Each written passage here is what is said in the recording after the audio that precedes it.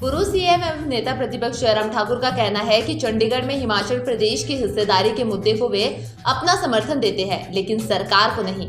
आज सुबह circuit house मंडी में पत्रकारों से अनौपचारिक बातचीत में जयराम ठाकुर ने कहा कि चंडीगढ़ पर प्रदेश की 7.19% की हिस्सेदारी बनती है और इस विषय को उन्होंने भी मुख्यमंत्री रहते कई बार उठाया था। इस विषय का समाधान उचित मंच पर वार्ता करके ही निकाला जा सकता है, न कि आंदोलन करके दावेदारी हासिल की जा सकती है। जहां तक प्रदेश हित के मुद्दों की बात होगी, उसमें पहले भी हमने अपना समर्थन दिया है और आगे भी देते रहेंगे।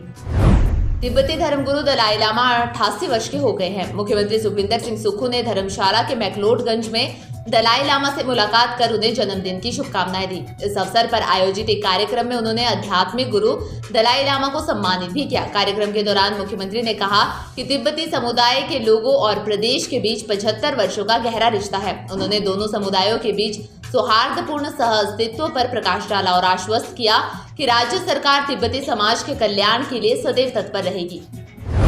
कीरतपुर मनाली 4 लेन पर खुलने जा रहे 3 नए यातायात पर्यटक पुलिस थानों को खोलने के लिए प्रदेश पुलिस ने कवायद शुरू कर दी है। इसके अंतर्गत गुरुवार को हिमाचल प्रदेश पुलिस की कार्यकारी डीजीपी एवं एडीजीपी विजिलेंस और सीआईडी सतवंत अटवाल त्रिवेदी ने मंडी जिले का दौरा कर व्यवस्थाओं का जायजा लिया। वहीं अपने दौरे के दौरान डीजीपी अटवाल ने मंडी जिला में स्थापित होने वाले एकमात्र यातायात पर्यटक पुलिस थाने के लिए बलह घाटी के बहना गांव में प्रस्तावित भूमि का दौरा भी किया। इससे पूर्व डीजीपी अटवाल ने सुंदरनगर में जिला के सीआईडी विभाग के अधिकारियों और कर्मचारियों की विशेष बैठक की अध्यक्षता भी की।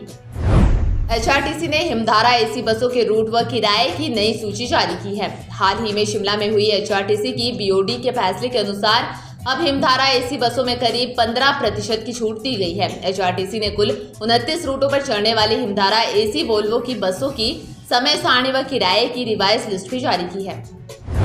हिंदुस्तान सॉल्ट्स लिमिटेड दरंग ने 7 जुलाई से 31 अगस्त तक चट्टानी नमक की बंजारा सेल करने का निर्णय लिया है। जानकारी देते हुए नमक खान प्रबंधक प्रकाश गुप्ता ने बताया कि स्टॉक सीमित होने की वजह से पहले आओ पहले पाओ की तर्ज पर नमक लिया जा सकता है। स्टॉक खत्म होने पर नमक की सेल बंद कर दी जाएगी। उन्होंने कहा कि नमक लेने के लिए आधार कार्ड और राशन कार्ड दिखाकर नमक लिया जा सकता है। इसके पश्चात आगामी समय के लिए बंजारा सेल बंद कर दी जाएगी। बंजारा सेल सुबह 10 बजे से शाम 4 बजे तक ही की जा सकेगी। महाराष्ट्र में आए राजनीतिक भूचाल के बाद हिमाचल प्रदेश की सियासत में भी एक बार फिर मिशन लोटस की चर्चाओं ने जोर पकड़ लिया है। विपक्ष के नेता लगातार प्रदेश की कांग्रेस सरकार पर 5 साल का कार्यकाल पूरा न कर पाने को लेकर हमलावर है। अब ऐसे में प्रदेश सरकार में कैबिनेट मंत्री विक्रमादित्य सिंह ने प्रदेश में मजबूत सरकार होने का दावा किया है और सरकार के पूरे 5 साल चलने की बात कही है। वहीं उन्होंने भाजपा नेताओं पर भी प्रदेश में अस्थिरता का माहौल न बनाने की नसीहत दी है। हिमाचल में नए बने 4 लेन के किनारे के नए निर्माण पर बंदिशें लग गई है। कैबिनेट के फैसले के बाद टाउन एंड कंट्री प्लानिंग विभाग ने इस बारे में अधिसूचना भी जारी कर दी है। प्लानिंग एरिया के गठन के साथ साथ अब लैंड यूज को भी 5 साल के लिए फ्रीज कर दिया है। इस बारे में पीसीपी के प्रधान सचिव देवेश कुमार ने 3 अलग अलग अधिसूचनाएं जारी की है। इनके अनुसार national highway 5 Parwanoo Shimla, national highway 3 Kiratpur Manali, national highway 88 Shimla Mataur और नेशनल हाईवे 114 ने पठानकोट मंडी में ये बंदिशें दोनों और 100 मीटर के दायरे में लागू होगी। नेशनल हाईवे के बीच में जो एरिया पहले से प्लानिंग एरिया स्पेशल एरिया के तहत अधिसूचित था, उनमें कोई परिवर्तन नहीं होगा। एसीसी सीमेंट कंपनी ने हिमाचल प्रदेश के कई जिलों में सीमेंट के दाम 10 से 20 रुपए प्रति बैग कम कर दिए हैं। बाजार में मौजूद अन्य सीमेंट कंपनियों से प्रतिस्पर्धा सीमेंट के दाम कम करने का कारण बताया जा रहा है।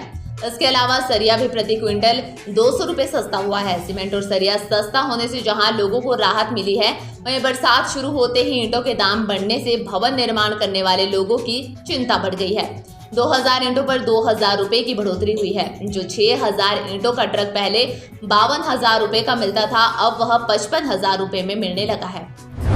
हिमाचल प्रदेश में भू सुधार अधिनियम की धारा 118 के तहत खरीदी गई जमीन के इंतकाल की फीस बढ़ा दी गई है।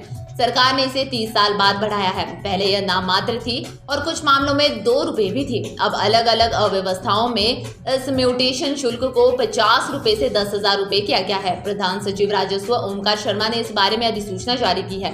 धारा 118 के तहत राज्य से बाहर के रहने वाले लोगों को जमीन बेची जाती है। इसे मकान बनाने या उद्योग लगाने के 2 उद्देश्यों से ही दिया जाता है।